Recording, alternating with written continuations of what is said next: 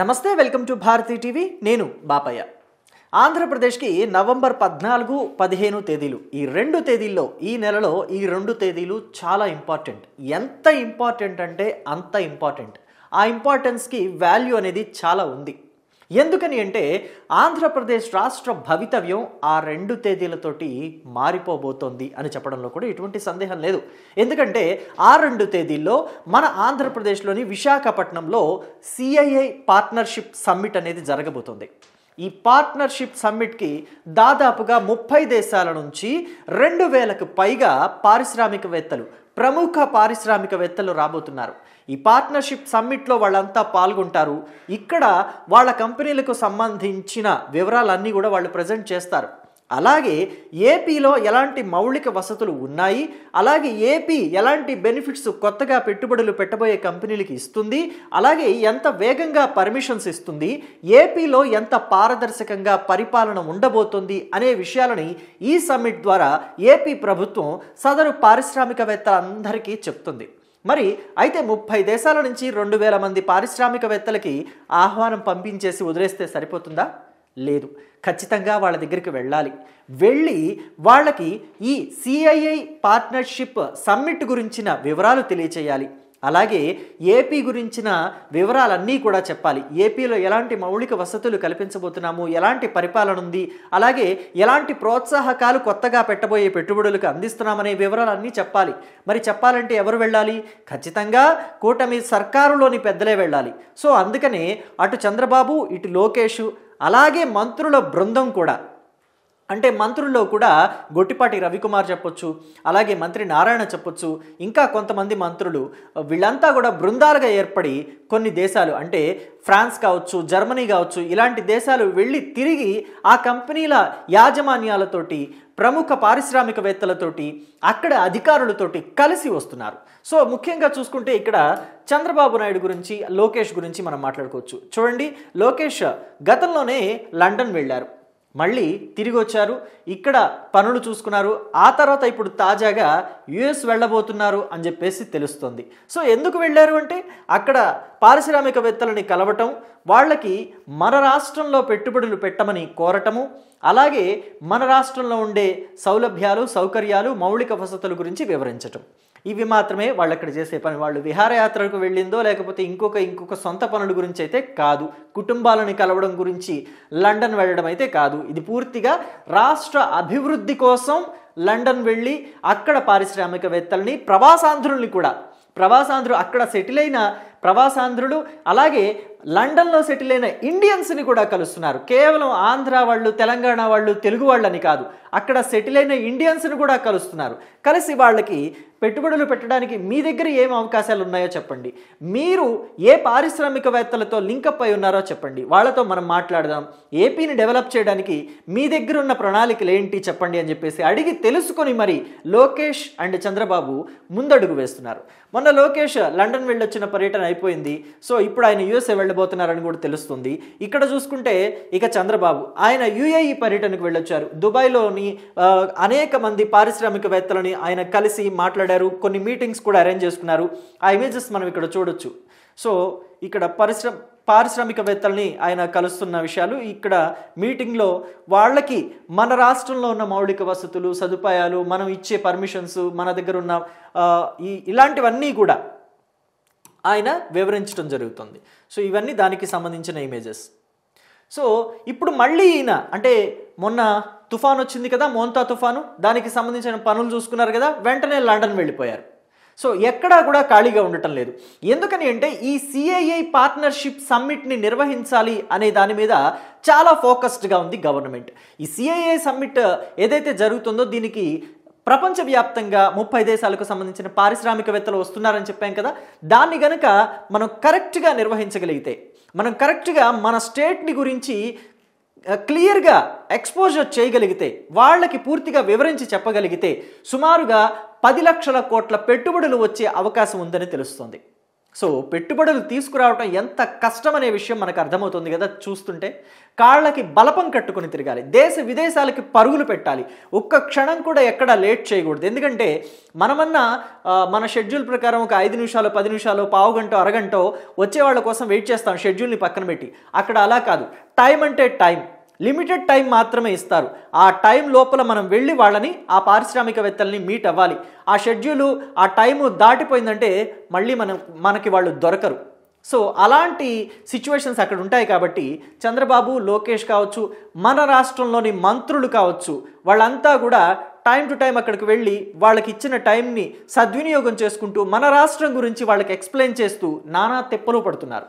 So వీళ్ళు ఇంత తిప్పలు పడుతున్నారు కదా, మన రాష్ట్రంలో ఉన్న ప్రతిపక్ష పార్టీ ఏం చేస్తుందో తెలుసా? ప్రతిపక్ష పార్టీ తన అనునయుల చేత కంపెనీలకి, అంటే ఏపీలో పెట్టబోయే కంపెనీలకి ఉత్తరాలు రాయిస్తుంది, మెయిల్స్ పెట్టిస్తుంది. ఏమని? ఇక్కడ అల్లర్లు, ఘర్షణలు ఎక్కువగా జరుగుతున్నాయి, మీ కంపెనీలు కనుక మీరు తీసుకొచ్చి ఇక్కడ పెట్టారంటే, పెట్టుబడులు పెట్టారంటే ఆ తర్వాత జరిగే పరిణామాల్ని మీరే ఎదుర్కోవాల్సి ఉంటుంది, ఆలోచించుకోండి అని చెప్పేసి కొన్ని కంపెనీలకి గతంలో మెయిల్స్ పెట్టాయట. ఈ విషయం తెలిసింది కాబట్టి ఇప్పుడు లోకేష్ ఎంత జాగ్రత్త పడ్డారంటే, ఏదైనా కంపెనీ వస్తుందంటే ఎంఓయూ కుదుర్చుకున్న విషయాన్ని కూడా బయటకు చెప్పడం లేదు. తీరా వాళ్ళు వచ్చి ఫౌండేషన్ స్టోన్ అంటే పునాది రాయి వేసే రోజు మాత్రమే వివరాలు తెలుస్తున్నాయి. పలానా రోజు మేము పునాది రాయి వేస్తున్నామనో, లేకపోతే అసలు ఏకంగా పునాది రాయి వేయబోతున్న రోజు. మొన్న సిఫీ కంపెనీని చూసాం. సిఫీ కంపెనీ ఇన్ని లక్షల పెట్టుబడులు పెట్టబోతోంది అన్న విషయం మనకి ఏమన్నా తెలుసా? ఇన్ని లక్షల కోట్ల పెట్టుబడులు పెట్టబోతోందన్న విషయం తెలియదు. తీరా ఆ కంపెనీ వచ్చి ఫౌండేషన్ స్టోన్ వేయటానికి పలానా రోజున రెడీ అవుతున్నామని చెప్పింది. ఆ తర్వాత ఫౌండేషన్ స్టోన్ వేయటానికి లోకేష్ ముఖ్య అతిథిగా వెళ్ళారు. ఆ కంపెనీ పనులు ప్రారంభించేసింది, గ్రౌండింగ్ అయింది ఆ కంపెనీ.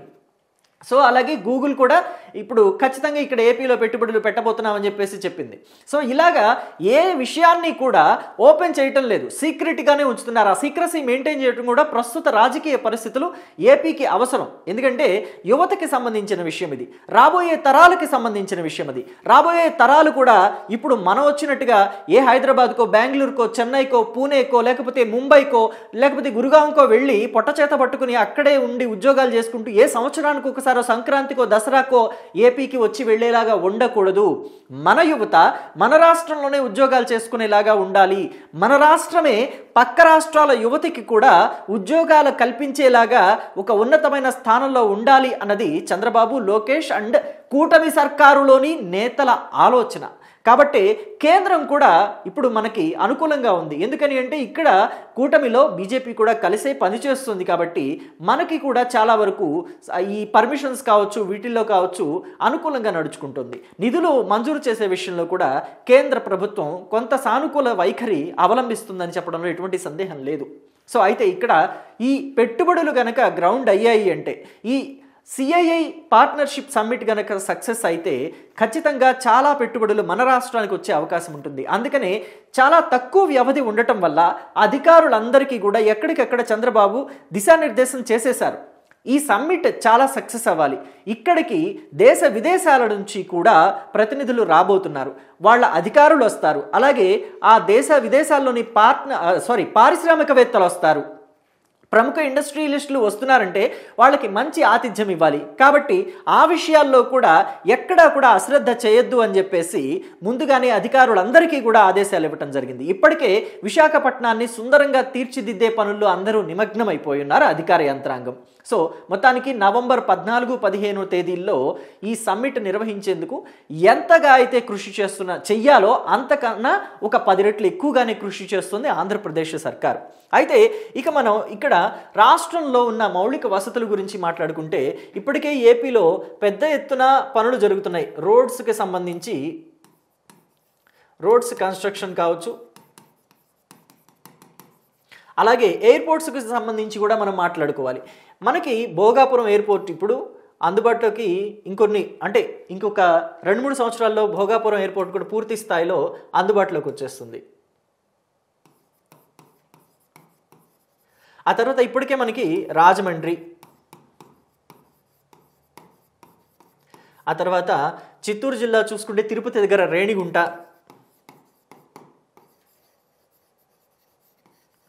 ఆ తర్వాత మనకి కర్నూలులో కూడా ఒక ఎయిర్పోర్ట్ ఉంది. డెవలప్ చేసుకుంటే మనకి ప్రకాశం జిల్లాలో దొనకొండ ఎయిర్పోర్ట్ కూడా చాలా వీలైనంత త్వరగా అందుబాటులోకి వచ్చే అవకాశం కూడా ఉండొచ్చు.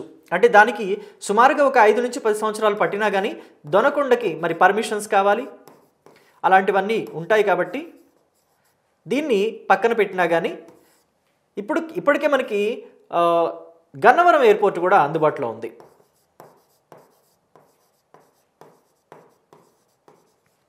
విశాఖలో ఒక ఎయిర్పోర్ట్ ఉంది.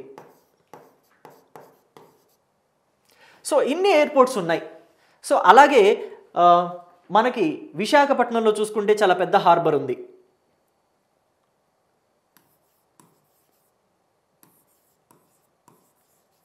అలాగే మనకి నెల్లూరులో కూడా అవైలబిలిటీ ఉంది, కృష్ణపట్నం పోర్టు. సో ఏపీకి తీర ప్రాంతం ఎంత అవైలబుల్గా ఉందో మిగతా అన్ని వసతులు అన్ని సౌకర్యాలు కూడా అంత అవైలబుల్గా ఉన్నాయి. సో వీటన్నిటిని ఉపయోగించుకుంటే కనుక భవిష్యత్తు తరాలకి అసలు ఉద్యోగం అనే దానిలో లోటు అనే మాట అంటూ ఉండదు. ఇప్పటికే రాష్ట్రాన్ని మనం 5 సంవత్సరాలు కూడా వైఎస్ఆర్ కాంగ్రెస్ పార్టీ ఏదైతే ప్రభుత్వం 5 సంవత్సరాల పాటు ఏలిందో దీనివల్ల మనం రాష్ట్రం 25 సంవత్సరాల నుంచి 30 సంవత్సరాలు వెనక్కిపోయింది.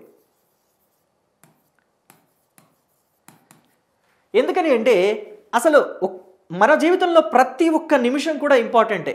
సో అలాంటి ఎంత వాల్యుబుల్ టైంని 5 సంవత్సరాలు మనం వేస్ట్ చేసుకున్నాం. దీనివల్ల ఉన్న పరిశ్రమలు వెనక్కి వెళ్ళిపోగా కొత్త పరిశ్రమలు అసలు ఏపీ వైపు చూడటానికే భయపడ్డాయి గత 5 సంవత్సరాలు. సో మరి ఈ 5 సంవత్సరాలు లాస్ అయ్యాం.